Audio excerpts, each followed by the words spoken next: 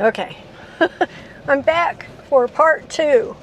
I actually took a break from videoing, so I'm now south of Lindsay, and I stopped to pee in a dead-end road by a cemetery, and I'll turn around and show you, if they're still there, what I found out here. That they're kind of cute, if they're still here looking at me. They came out and visited with me. So here we go.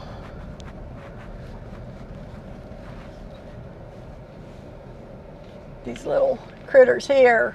Some of my favorite critters in the world. I love donkeys. I think they're just awesome.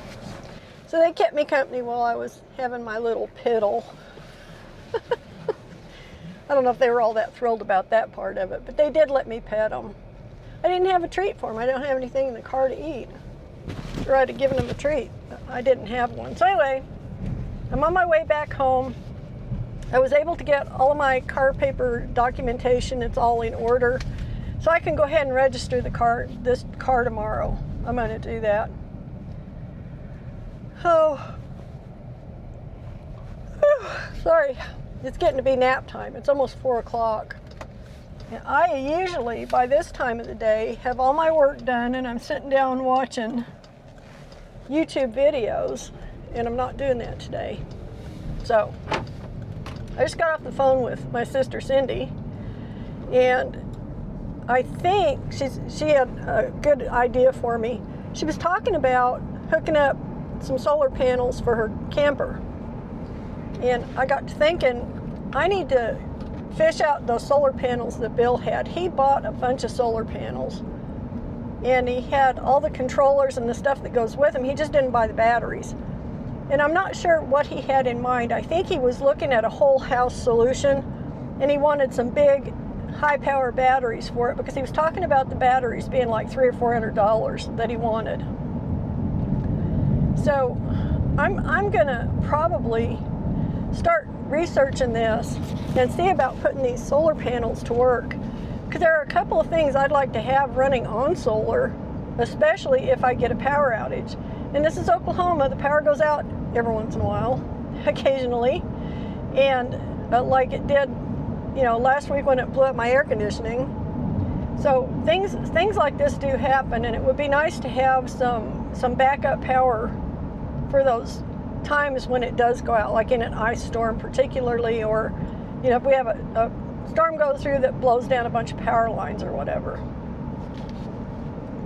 So the two things that I would really like to have, that I think are necessities to have on a solar system, would be my well pump, because it runs on electricity, and without the well pump working, I can't draw water from the well, and the refrigerator. If the power goes out for a week, it'd be nice to have the refrigerator stay cold, so I don't have to worry about wasting food or having my food go bad. So these are the two things I'm going to look at first. I'm probably going to also explore a whole house option. What would it take to put the whole house on it, just as a backup, not to run it full time, but as a backup, and maybe just to take some of the maybe run it part-time so that my electric bills go down even more. Right now I have pretty low electric bills. I've had the biggest bill I've had this month is the biggest one I've had since before Bill died, and it was 155-ish, somewhere around in there. But I've made a lot of changes on all the stuff that I keep running all the time. I don't run anything all the time. I turn everything off, except for the security system, and there are a couple of lights I leave on in the house. Everything else I turn off at night. So I've really cut back on the electrical use. But it would still be pretty nice if I could even cut that bill down more. That would be great. Every dollar you save is like earning a dollar, really. So, just thinking about it in that concept. And she was talking about how it wasn't very hard to hook up the solar project she was working on. And I'm thinking, I should be able to do this. I mean, I've actually sat and watched a few videos about it. It doesn't look difficult. I just haven't got motivated to do it yet. But there are, I think, 8 or more, like 3 foot by 3 foot solar panels out in the barn. And I set them aside, and I've been planning to use them. I just haven't decided how to set up the array. I don't know if I want 2 or 3 different stations to run different things, like one separate station for the well pump, and then a separate station for the refrigerator, and then a separate station just for some support in the house, like for the internet and my computer and charging phones.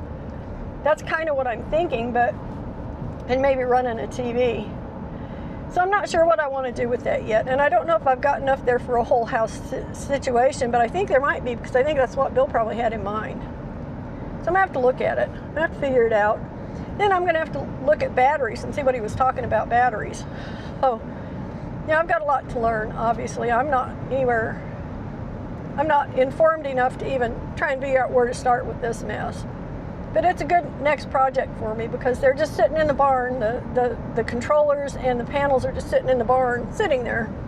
And I might as well get some use out of them and knock my electric bills down if I can. So I guess that's going to be my next deal.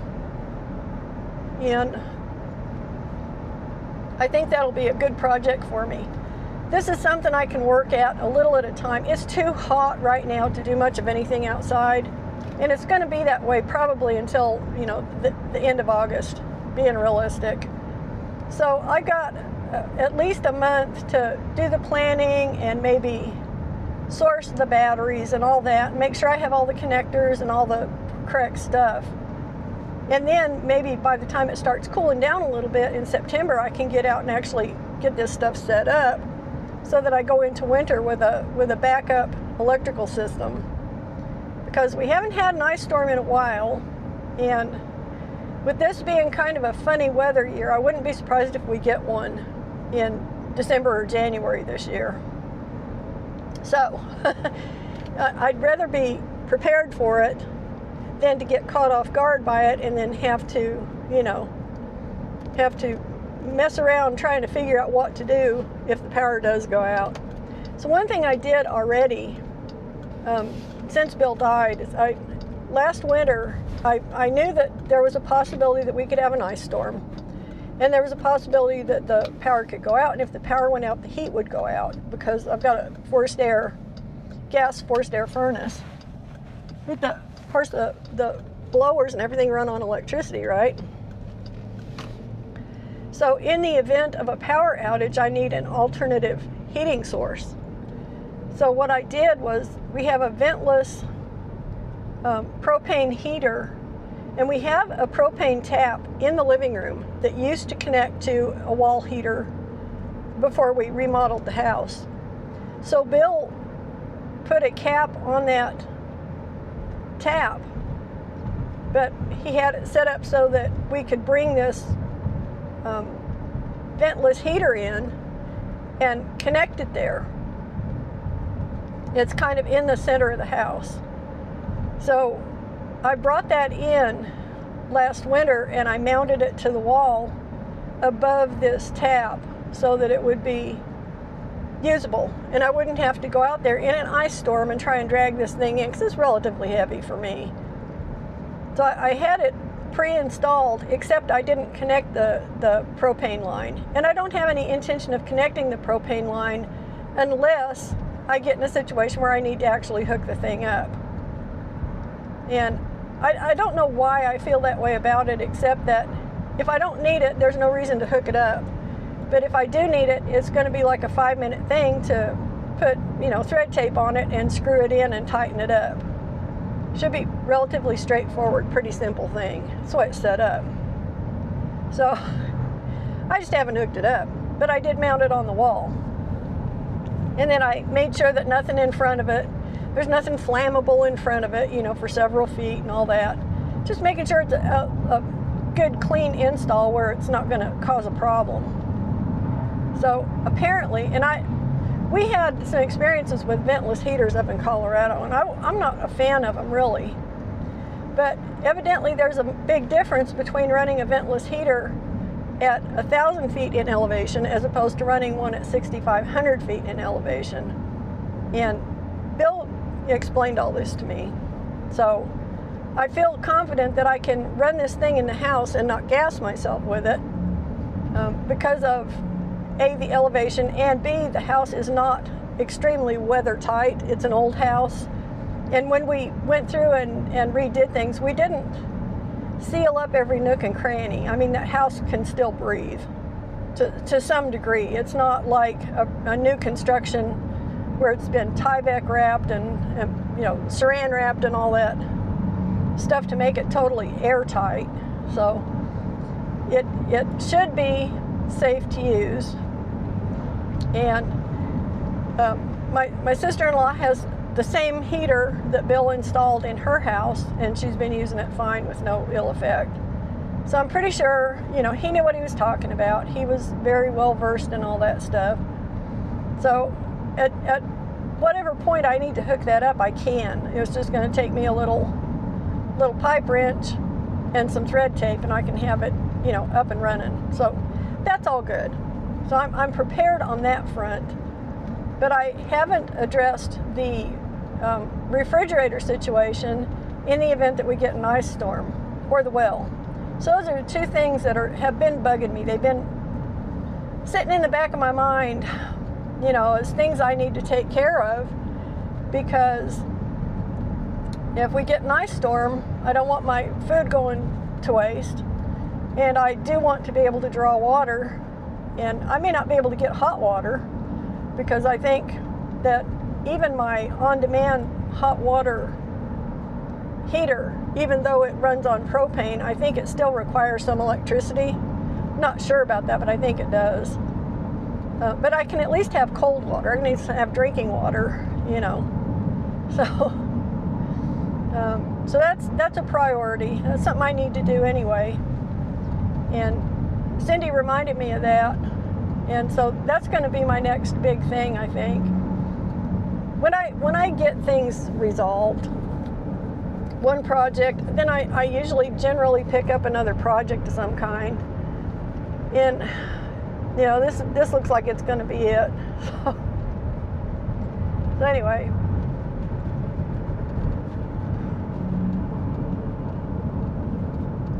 we have a construction zone, apparently.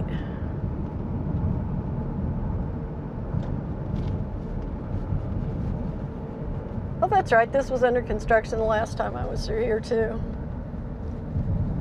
That's right. They're doing the super single improvement on this over at least to Bray or to Doyle. They went as far as Bray last time. Now this second leg of it, they're going to do another 10 or 15 miles. That's all right. This is going to be a nice road when they get it done. It makes a lot of difference having wide shoulders on a skinny road.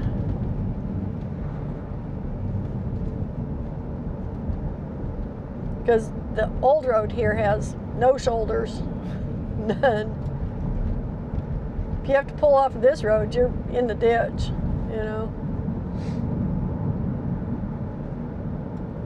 It's just how it is. So I think in the last video I was talking about there was a place on this highway where they had stripped it all down, and there used to be a store on that corner, and I was going to go do some metal detecting there and see if I could find anything. I actually did that a day or two after I filmed that last video, and there was so much junk in that site. Yet somebody had knocked down an old building or something. It was full of tin and all kinds of big metal, so there was no metal detecting possible there. I mean, if it was a site that you could work for several years and clean it out a little bit at a time, it would be different, but it's not. It was just already, that site was already ruined for metal detecting, unfortunately. But that's pretty much what happens with most of them, Once the highway department gets in there, then they have all that stuff, and they have big machinery parked all over the place, and it just, it kind of makes it impossible to really do any serious metal detecting on a site like that. And this is like the third or fourth site similar to that I've tried, and I've had no luck on any of them. So I'm pretty much writing those off anymore. It's just not, they're not viable once the construction has begun. I guess the only place where you might have luck for something like that would be like in a city where they're pulling up a sidewalk that's been there for 60 or 70 years, and then they open it up and go away at the nighttime, and you can come in and get down to the actual dirt, and then people find good stuff. But like in a place like this, it's not very feasible. So I think it was up here on the corner. Yeah, it was. Make sure my thing's still running here. On this corner right here is where I'm talking about, and now they've got it all, they've done all the other cut and fill on it here. They've dumped a bunch of dirt in there. So they basically ruined it for all intents and purposes for metal detecting. It was already ruined when I got there. So that's the luck of the draw. You know, I tried. It was worth trying, but it was a futile experience, unfortunately. Which is too bad, because I'm running out of places to metal detect. I got this fancy old metal detector. It's not very fancy by today's standards anymore. 15 years ago, it was like the cream of the crop that you could get. And it's a really good metal detector. But I really don't have any place to take it and to try metal detecting that I haven't already detected the hell out of in the past. You know, like at the lake, in town at the city park. Just, you know, the normal places that you go. And I found my best stuff at the lake, but I found my best stuff in two tiny spots at the lake that I've hunted them to the point where I don't know if there's anything left in there to find. I mean, I'm sure there probably is, but the odds of me getting a coil over it now are I mean, I hadn't yet. Then I don't know. But maybe I'll go try again out there when it cools off this fall. I thought about like metal detecting all through the summer this year, but the year had different plans for me. I've had so much other stuff going on, I haven't had time to get out and do it, you know. I've been dealing with all the YouTube stuff and all the different projects I got going. So I just haven't done any metal detecting, but it's been, you know, for the last couple of weeks, it's started getting hot, you know, like real summer hot. We had a pretty mild summer up until like a week and a half, 2 weeks ago. But now it's summer, intense summer. Like today, it's, how is it out there? 103 today. So, yeah, it's too hot right now to be out in that. I'm not going to go out and, you know, desiccate myself to the point of of being so dehydrated, you know, that I just kind of shrivel up and blow away. Don't really want to do that. So I'll try it again in the fall when it cools off. Maybe I'll go back out to the lake and start over. Pretend like I never detected there before and go back and hit the spots that I know were good and try and do them from like the other side or something instead of doing them the way I used to. One of the things about me when I go metal detecting, for some stupid reason, I tend to start in the same general area, which I usually deem to be the best potential area to detect. And then I kind of work out in a pattern, but it seems like every time I go back, I kind of revert to doing the same type of pattern in the same kind of areas. And that's probably not like the best way to do it, because I'm just hitting the same spots over and over again, right? It's a little weird. For some reason, that's the way my brain works. That's just the way it wants to do it. So somehow I need to kind of change my attitude about it and go back and try and hunt these sites like I haven't ever hunted them before, but not do it the way that I would do it the first time I got there and tried it, which I know sounds crazy. But yeah, that's what I need to do. If I'm going to do that, that's what I need to do. So we will see. I miss going out and doing that. And I need to get back into being more active. So it's probably one of the biggest benefits of doing that as a hobby because of all the walking and bending and getting down and getting back up. It's a pretty physical hobby. And you know, if you stay out and you spend several hours at it, you're getting a pretty good bit of good exercise, you know. Not strenuous, stressful exercise, but some pretty good stretching and bending and all the stuff that, you know, that is really good for you. Plus just being outside and being in the air and all that. Of course, the downside to that is there are certain places I would like to go metal detect, but they're maybe not as good of a place to be, you know, a woman alone out working on something or doing something these days. Some of them are in, you know, older areas and maybe not as quite as safe areas maybe. I don't know what safe is anymore anyway. I mean, there are people in this world that everywhere they go, they bring havoc and trouble with them. So I don't know that any particular place is really any safer than another place, but there are some places that feel safer than others, I guess is the way to put it. And some of the places that I might be tempted to go metal detect are far enough out of the public eye that I don't think they're exactly safe places to be, if you know what I mean. You know, like City Park in Marlow, that's pretty safe. But a different park in a different town that sits on the outskirts of town and there's nobody around, it probably isn't as safe. It's just kind of a deal. You know, it's one of those things. You just have to make your decisions based on, you know, common sense and I guess maybe the laws of probability. You know, which place is probably going to be better than the other, and which place is going to be less likely for somebody to, you know, be in there trying to pull some, you know, shenanigans of some kind that you don't want to get involved in. So that kind of thing. But this has always been a question about it for me because Bill didn't always go metal detecting with me. I spent a lot of time out on my own metal detecting in places I probably shouldn't have been by myself, you know, that were not necessarily surrounded by a bunch of people paying attention to what was going on. But at the same time, I feel pretty confident that I can take care of myself. I've always been able to so far. And, you know, I'm not afraid to take whatever measures it takes to do that. So I don't know. At the same time, I don't want to tempt fate and have to, you know what I mean? I don't want to have to defend myself because I made a poor choice or something. It's just, I mean, it's just life in the modern world, right? Anything you talk about doing out in an open public place, you have to weigh the risks. It's just the way it is. So, cows are out standing in the pond up to their haunches in cool water.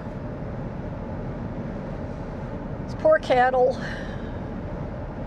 It gets this hot. They ought to all be standing in the water. You know, and they're black Anguses too, that bunch back there. They're going to soak that sun up and really feel it, I bet. Poor old things.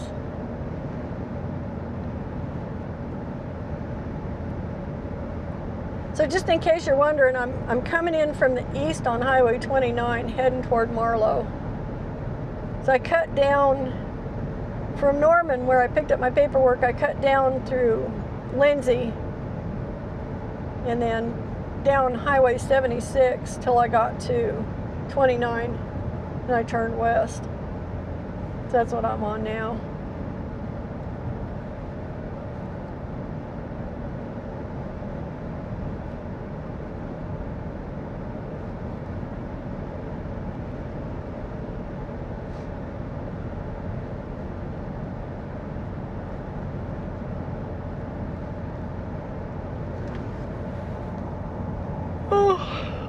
Sorry, got the afternoon yawns. My typical afternoon yawns. They started later today though. So I guess that's a good thing maybe.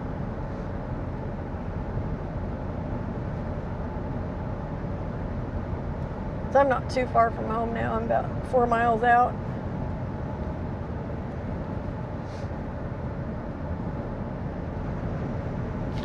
think.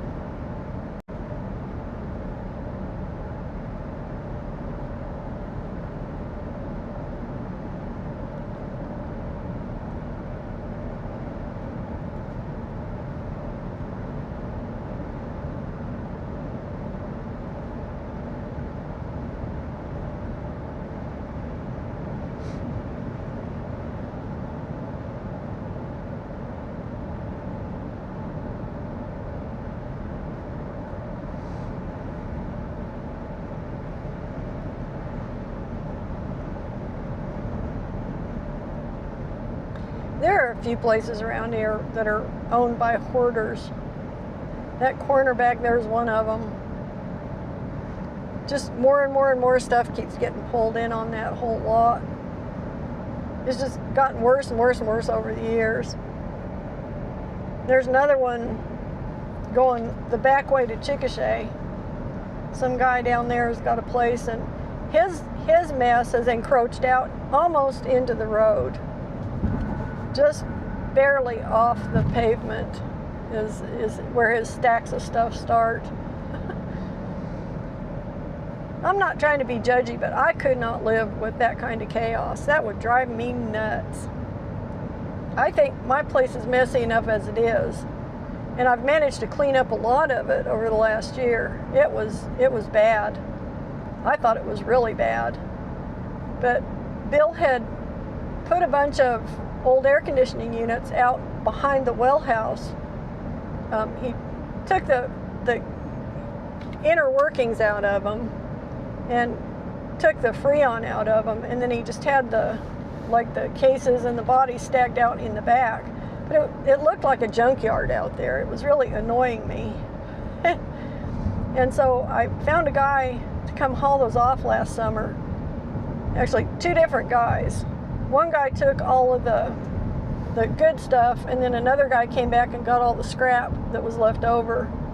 So it worked out really well, and all that's been cleaned up. So that made it much more tolerable to me. But I still got stuff that I need to get cleaned up out there.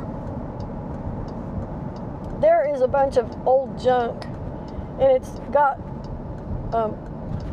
plum thickets and blackberries all growing up behind the barn that was out there when we moved in, that we never got in there and cleaned up. We just never did it. Should have done it, we didn't.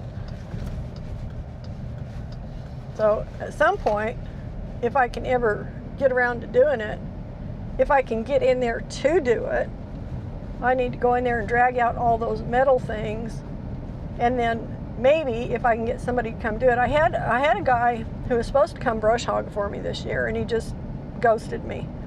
He never showed up. But if I can find somebody to run a brush hog for me, I may have somebody come in and brush hog all that down back there. But I got to get the metal out of the way first, because that stuff will destroy a brush hog. It'll tear it up in a heartbeat. And so I can't ask somebody to come do that if I know there's a bunch of stuff in there. If it turns out that I can't get all the metal out of there, then I'll have to think of a different way to do it.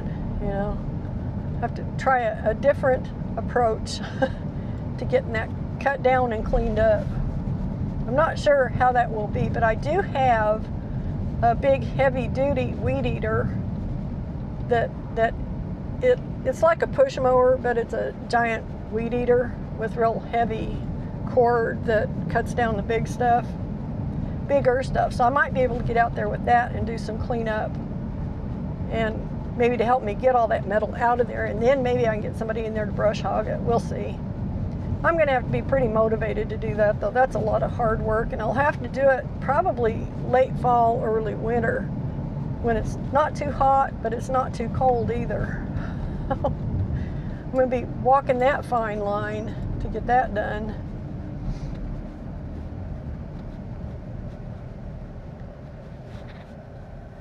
And I have no lack of things that I need to do. I mean, I've got projects enough to keep me busy till I die, probably, I would say, realistically. So it's just a matter of which ones I want to tackle first. And I've got to pace myself because I don't have boundless energy. And some of the stuff I have to juggle into the right season so that I can actually do it because of the, the climate here being so hot, being so cold. It can be really hot and it can be really cold. So I have to see if I can plan this out for, more moderate kind of days. But we'll see what'll happen. So I've got to stop and check my mail. I got this guy behind me. I guess he'll figure out what I'm doing. Probably.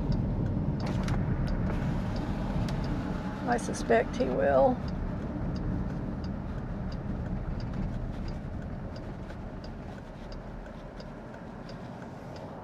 There we go. He figured it out, I guess. He didn't run into me. So that's a plus. Make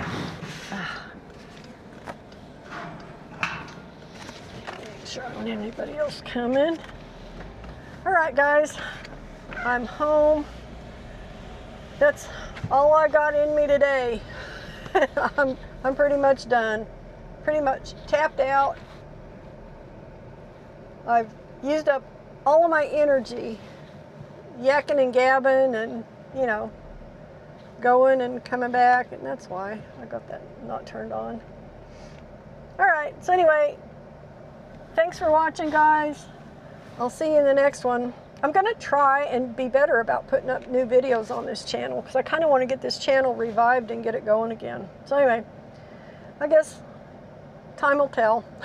Anyway, thanks for watching, guys. I'll see you in the next one. Bye.